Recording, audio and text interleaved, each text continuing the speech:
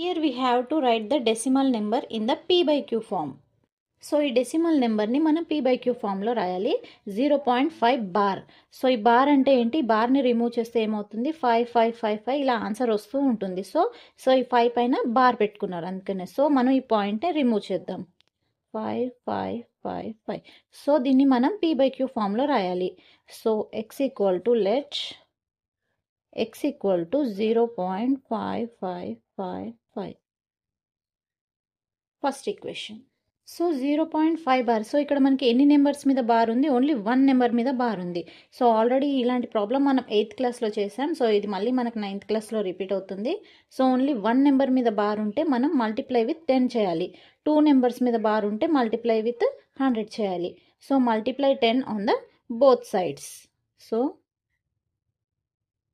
Multiply 10 on both sides. So this is first equation. So 10x equal to 10 into 0.5555.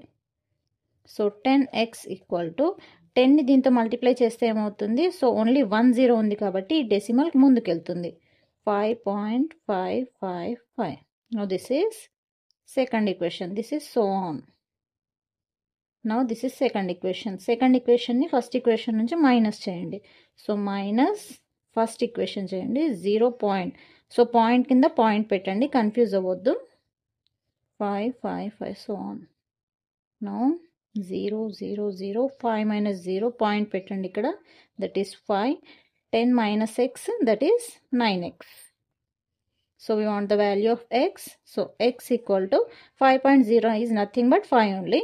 So 5 by 9 is the answer. Answer మనకి p by q ఫామ్లో వచ్చేసింది. So only 1 number మీద bar ఉంటే multiply with 10 చేయండి. 2 నెంబర్స్కి ఉంటే 100, 3 నెంబర్స్కి ఉంటే 1000తో మల్టిప్లై చేయాలి బోత్ సైడ్స్. నెక్స్ట్ మల్టిప్లై చేశాక సెకండ్ ఈక్వేషన్ నుంచి ఫస్ట్ ఈక్వేషన్ని మైనస్ చేయండి. అప్పుడు మనకి p by q ఆన్సర్ వస్తుంది. So this is our answer.